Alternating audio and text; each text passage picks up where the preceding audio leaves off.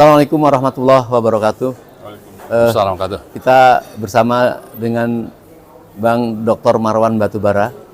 Nampaknya sudah beberapa waktu ini belum komen nih terhadap situasi perubahan-perubahan orang melakukan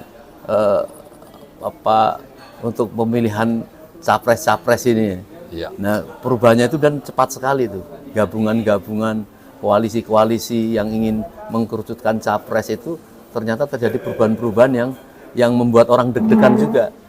Ya. Mengapa deg-degan? Karena tanggal 10 November kemarin mestinya ada dari 3 partai yang ingin melakukan deklarasi bersama, kemudian terhalang. Terhalang ini kan kemudian simpang siur. Ada yang mengatakan belum persiapan, ada yang mengatakan pecah, ada yang tetapi walaupun itu memang terjadi seperti itu, tapi nampaknya masyarakat tidak terlalu pusing juga. Karena misalnya siang ini saya mau berangkat ke Jogja nih. Mau berangkat ke Jogja, besok akan ada acara. Ini baru dari salah satu partai saja, yaitu P3 yang dianggap anggota di KIB. Ternyata di grassroots ini kan mau melakukan perlawanan, tidak mau mengikuti apa menjadi instruksi dari partai-partai pusat itu. Nah, saya akan menghadiri besok itu dan nampaknya akan ramai sekali, akan dihadiri oleh perwakilan seluruh Indonesia ini. Ya. Nah, tapi mungkin saya pengen tanyakan Bang Marwan, itu sebenarnya yang dituntut itu oleh rakyat ini perubahan atau pergantian dari pemimpin atau ketidakpuasan terhadap apa yang dipimpinnya itu. Ini kan dua hal yang berbeda. Mungkin itu Pak Marwan bisa dijelaskan. Iya, makasih. Assalamualaikum warahmatullahi wabarakatuh. Alhamdulillahirrahmanirrahim. Allahumma salli ala sayyidina Muhammad.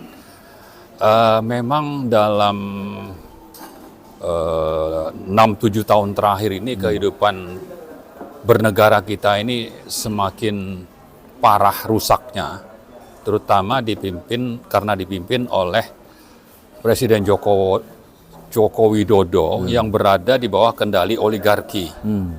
Nah, hukum dilanggar. Kemudian kebijakan dikeluarkan sesuai dengan kepentingan penguasa dan oligarki. Kemudian rakyat hanya jadi objek. Lalu ada aturan, kalau memang sekarang bisa ditabrak, ya ditabrak saja. Nah, tapi karena nafsu berkuasa Jokowi dan oligarki ini ingin dilanjutkan, maka aturan main yang mungkin susah dilanggar, ini coba ditabrak. Yaitu karena ada nafsu untuk berkuasa 3 periode. Ya. Nah, ini harusnya kita hadapi, dan kalau ada gonjang-ganjing Pilpres 2024, lalu ada partai-partai yang berubah koalisi dengan mudah, ini memang dalam rangka tadi mencapai 3 periode itu. Jadi saya kira salah satu biang kerok utamanya itu ya Presiden Joko Widodo dan juga oligarki yang ingin terus berkuasa. Jadi kalau rakyat tidak paham, itu bisa karena memang benar-benar tidak paham, tapi ada juga yang daihat, lalu ada juga yang memang mengikuti apa keinginan atau target-target dari pimpinan partainya sendiri. Yang karena patuh sama partai, lalu pimpinan partai yang bermasalah pun tetap saja diikut. Nah, karena itu kalau tadi Pak Om Lim bicara tentang akan ada rencana anggota partai P3 yang ingin melakukan membuat deklarasi melawan pimpinan partainya di atas. Dan bukan P3 saja, sudah terjadi di Golkar. Ya, artinya memang ini cengkraman oligarki itu hanya mempan di atas. Tapi kalau ke bawah, terutama yang terdidik, mereka ini akan melawan. Nah, karena itu memang mari saya menghimbau nih rakyat. Nanti, mengapa dikatakan mempan ke atas itu maksudnya yang bisa menangkap, mengerti di bagian atas saja bahwa nggak tahu, atau ada terjadi proses lain? Sehingga penguasanya cukup memegang pimpinan-pimpinan partai gitu. Iya, jadi pimpinan partai ini memang sudah ada di bawah kendali oligarki, apalagi kalau dari KIB, itu memang satu paket dengan Jokowi. Lalu nanti partai ini juga mungkin dapat dukungan dari penguasa besar, pengusaha dalam apa yang tergabung di dalam oligarki tadi, sehingga mereka coba untuk mencengkram partai-partai ini berada di bawah kendali mereka, tapi mereka lupa bahwa ada sebagian anggota masyarakat itu yang paham situasi bahwa ini tidak bisa diikut karena terlalu banyak kebohongan yang sudah dilakukan, terlalu banyak kesengsaraan yang dialami oleh rakyat, terlalu banyak kebohongan sampai situasi ekonomi yang menuju kepada krisis ini akan dialami oleh negara kita. Karena itulah rakyat itu merasa bahwa mereka harus melawan. Maka kalau ada tadi yang ingin deklarasi di mana-mana, di partai manapun, saya kira itu bisa dimaklumi. Memang di sisi lain ada yang bisa dikendalikan oleh oligarki dan pemerintahan Jokowi ini dengan berbagai manipulasi informasi, dengan BLT dan sebagainya, seolah-olah Jokowi ini memerintah dengan benar. Padahal pelanggaran sudah begitu banyak. Atau ada juga yang memang tidak paham informasi, sekedar ikut membebek kepada yang di atas. Nah, ini target-target yang harus kita sadarkan bahwa mereka jangan sampai terkecoh dengan rencana rezim ini untuk menggiring mereka mendukung capres-cawapres yang menjadi boneka dari oligarki, termasuk kalau nanti ada kejadian bahwa 3 periode itu dengan adanya suatu rekayasa itu bisa terlaksana. Nah, ini harus kita sadarkan. Jangan sampai 3 periode terjadi, jangan sampai calon-calon dari oligarki dan yang didukung Jokowi ini memenangkan Pilpres 2024 itu. Nah, karena itu saya kira ngeri Pak. Ya, di sisi lain saya kira memang rakyat itu harus berani bangkit melawan pimpinan-pimpinan partai yang ada di partainya. Karena sebagian besar mereka itu adalah pimpinan yang sudah tersandra kasus, sehingga oleh rezim oligarki dan rezim Jokowi ini coba terus dicengkram, dikendalikan untuk supaya partainya mendukung calon-calon oligarki atau mendukung Jokowi 3 periode. Jadi mari partai-partai yang ada, semua anggotanya menuntut pimpinan partai yang tersandra di dalamnya mundur. Ya, di sisi lain kita meminta pimpinan-pimpinan partai yang tersandra itu dengan rela mengundurkan diri dari partai karena tersandra. Kita tahu bahwa diminta mundur itu kayaknya tidak akan terjadi ya kalau orang melihat, karena makin ditekan seolah malah makin melawan, walaupun melawannya dengan ngawur gitu ya. Cuma yang saya kepengen tahu, misalnya maaf nih, terpaksa mencoba bertanya pada Bang Marwan tentang misalnya di Sri Lanka itu kan akhirnya rakyat menekan dan mundur benar gitu ya. Nah, sebenarnya keadaan Indonesia ini secara ekonomi atau secara bahaya-bahaya yang diperkirakan oleh rakyat itu, keadaan Indonesia itu dalam perubahan perlawanan ini, sebenarnya keadaan kita ini seperti apa sih posisinya? Memang masih kaya sehingga memang tidak mudah untuk dilengsarkan, atau memang sebenarnya lebih besar hutang yang tidak mampu untuk dibayar dengan segala karakter keadaan pemerintah ini untuk melakukan itu. Keadaannya seperti apa, Bang? Iya, jadi kalau bicara kehidupan ekonomi masyarakat atau rakyat Indonesia sekarang, itu dari sisi lapangan kerja dalam waktu dekat akan terjadi banyak PHK. Kemudian yang kedua, kita bicara tentang inflasi. Inflasi yang akan naik, dan itu saya kira juga merupakan dampak dari inflasi yang tinggi di Amerika dan di Eropa. Sehingga dengan begitu kita bisa saja dalam waktu dekat ke depan ini mengalami inflasi tinggi. Ya. Ya, kalau inflasi tinggi, sementara banyak PHK, kemudian harga-harga itu berarti naik. Ya. Ya, tidak ada misalnya peningkatan pendapatan, orang-orang malah banyak yang di PHK, ini bisa memicu nanti adanya perlawanan. Nah, lalu juga ada misalnya kebijakan-kebijakan yang membuat hutang Indonesia itu sangat besar, sehingga APBN itu sangat besar dialokasikan untuk membayar bunga hutang dan pokok dari hutang. Dengan begitu kemampuan untuk membangun ataupun anggaran yang dialokasikan untuk sektor yang langsung dirasakan oleh masyarakat itu akan berkurang. Jadi faktor-faktor ini saya kira bisa ya membuat nanti situasinya timbul perlawanan masyarakat. Nah, karena itu saya kira kita memang harus siap siaga ya. Rakyat itu harus dikasih penjelasan, jangan terus nina bobokkan oleh rezim ini seolah-olah situasi itu baik-baik saja. Terus katanya pertumbuhan akan sekian, lalu kita paling baik di antara negara-negara yang sekarang ini banyak mengalami krisis ya. Salah satu yang baik itu saya kira harus kita waspadai dan rakyat harus sadar, jangan sampai mengikuti apa saja yang disampaikan oleh pemerintah tanpa melihat situasi yang sebenarnya di lapangan.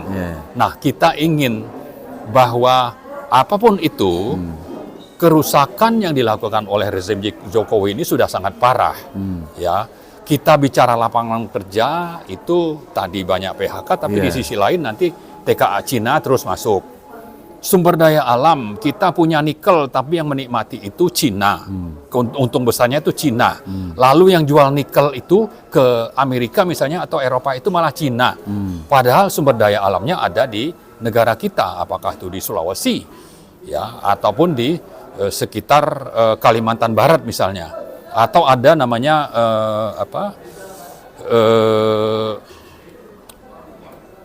mineral-mineral lain yang berharga, termasuk timah di Babel, itu negara boleh punya banyak sumber daya alam, tapi yang menikmati keuntungannya, pendapatan dari eksploitasi sumber mineral itu lebih banyak dinikmati oleh asing dan katakanlah pengusaha. masalah tambang-tambang tadi. Ya. Itu apa tidak terjadi transparansi? Misalnya begini, kemarin kan beberapa seminar dilakukan bahwa ternyata beberapa tambang dikuasain oleh salah satu konglomerat, ada yang menguasai di kepolisian dan lain sebagainya. Apa proses-proses untuk penambangan seperti itu tanpa izin bisa dilakukan oleh masyarakat yang ilegal seperti itu sebenarnya?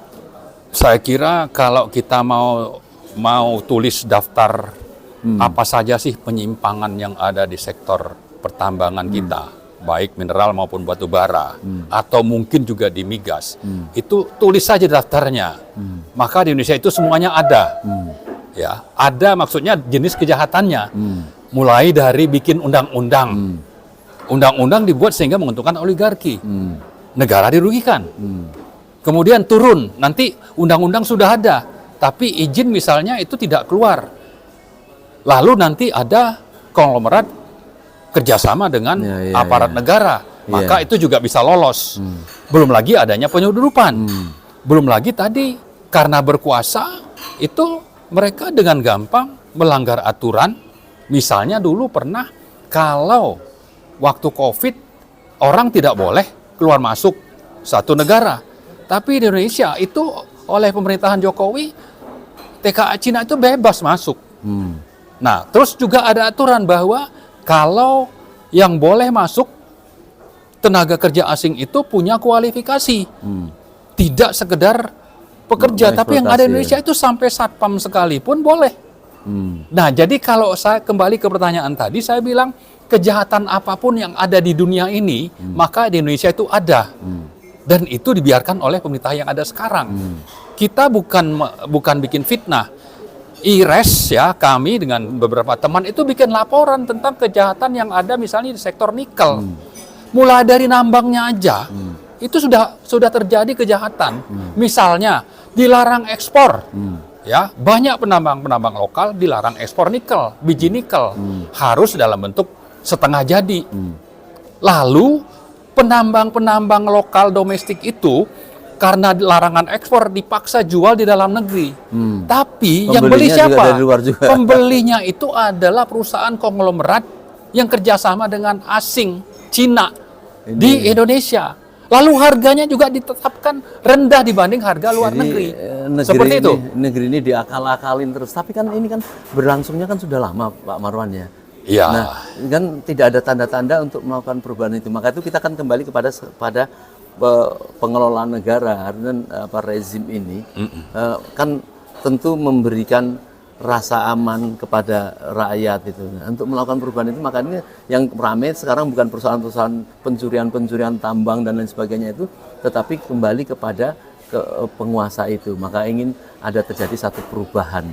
Nah, perubahan yang yang idealnya dilakukan untuk tidak membuat parah. Karena kemarin ada kampanye teriak kembali pada UUD 45, lenyap lagi. Terus akhirnya sekarang yang sedang mengkerucut adalah pergantian itu. Nah, pergantian itu yang akan terjadi itu, melihat situasi seperti ini, apa memang aman pada saat ada pilpres atau peristiwa yang lain, impeachment dari masyarakat. Karena kalau tidak, tadi Pak Marwan tadi menyampaikan, ini ada upaya untuk melanjutkan 3 periode. Sedangkan kontrol dari masyarakat ini, misalnya yang diandalkan adalah DPR. DPR tidak berbuat apa-apa, saya melihat dia merasa menikmati kalau perpanjangan, mereka tanpa ada pemilihan saja sudah diperpanjang lagi. DPR. Nah, jadi yang idealnya seperti apa? Kalau ideal ya kita ikut aturan main, bahwa ada pemilu setiap 5 tahun. Nah, cuma karena tadi banyak pimpinan partai itu tidak bisa independen bersikap sesuai aspirasi anggota partainya, maka memang kita agak khawatir proses pergantian pimpinan yang rutin 5 tahun itu tidak berlangsung mulus. Tapi harapan kita, kalau ini berlangsung sesuai dengan aturan yang ada bahwa itu akan dilakukan pada tahun 2024, maka memang kita harus menggalang partai-partai yang bisa bersikap independen untuk mendukung satu calon, misalnya Anies Baswedan.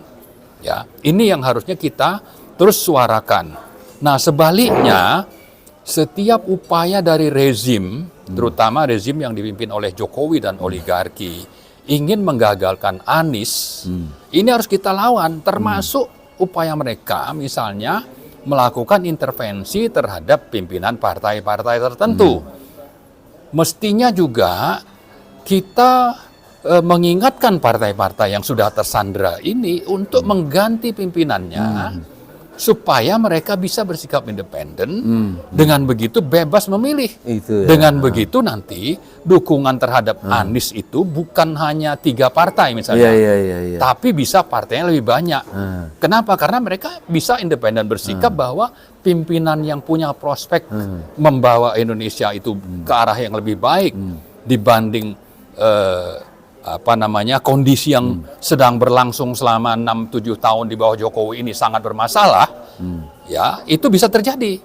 Tapi salah satu tadi yang saya sebutkan, mari sama-sama rakyat bersuara menuntut partai mereka masing-masing nih anggotanya supaya pimpinan itu diganti. Ya, ini salah satu saya kira yang sangat penting. Nah, tapi juga di sisi lain kita ingatkanlah Pak Jokowi itu dan oligarki pendukungnya, jangan menghalalkan segala cara, jangan membuat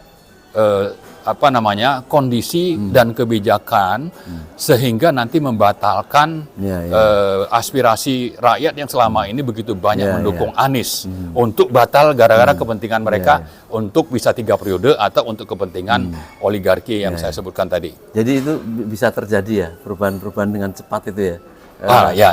Saya belum jawab tadi.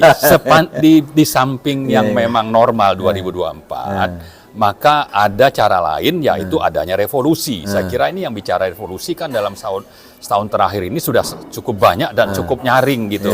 Nah, tapi kondisi ke arah sana kan memang kita perlu buat kondisinya misalnya kita terus melakukan advokasi kepada publik. Banyaknya pelanggaran dan kerugian masyarakat. Kemudian juga banyaknya hal-hal yang dilanggar oleh rezim ini untuk dengan begitu terjadi impeachment kepada Presiden Jokowi.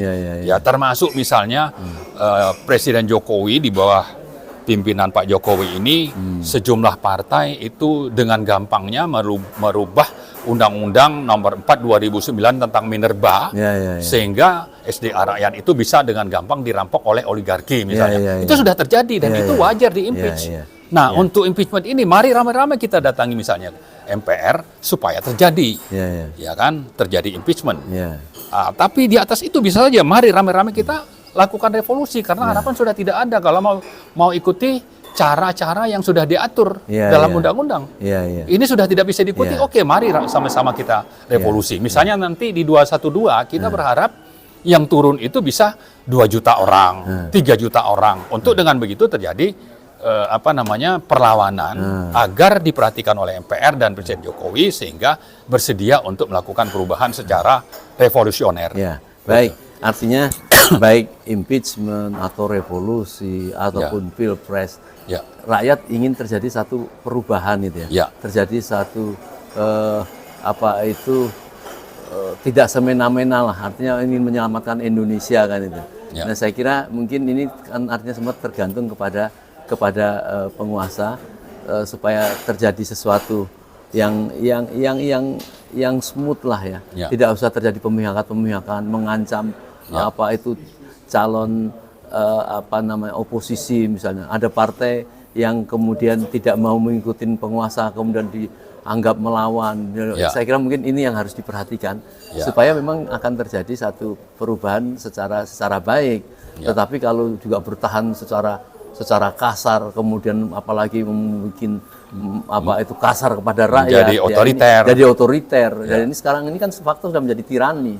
Tirani itu adalah kekuasaan yang tidak bisa dikontrol oleh hukum, tidak bisa dikontrol oleh partai politik karena hukum itu bukan tidak patuh pada hukum, hukumnya dirubah untuk melakukan ini kan suatu kejahatan yang saya kira dua-duanya Pak hukum yang ada dilanggar. Kemudian yang kedua itu kalau memang pelanggaran itu masih kurang ya ditambah lagi gitu. Artinya otoriter sudah. Ya baik Pak Marwan. Artinya mumpung ketemu kita menyambut keinginan perubahan dari masyarakat itu kan suatu kebaikan kan. Kalau orang pasrah saja entah kita mau dijajah siapa saja itu kan namanya tidak tanggung jawab terhadap negerinya, tidak punya kecintaan kepada rakyatnya. Kita ingin menumbuhkan semua orang mempunyai pahala dengan memperbaiki negeri kita ini karena kebutuhan kita bersama. Semoga kita berdoa apa yang akan terjadi dengan langkah-langkah yang ditempuh oleh rakyat. Misalnya salah satunya besok ada dari 212 jelas mereka melakukan tuntutan supaya presiden mundur. Mereka tidak peduli itu berhasil atau tidak berhasil, tapi sudah mengingatkan beberapa permintaan itu tidak pernah ditanggapin. Kemudian mereka meminta mundur, itu saya kira hak masyarakat untuk melakukan itu asal tidak melakukan pelanggaran-pelanggaran karena intinya protes itu kan ada diatur dalam undang-undang. Baik, pemirsa sekalian, semoga kita semua tetap semangat untuk mengawal satu perubahan-perubahan yang sedang ditempuh oleh masyarakat dan untuk membuat Indonesia jauh lebih baik. Assalamualaikum warahmatullahi wabarakatuh. Assalamualaikum.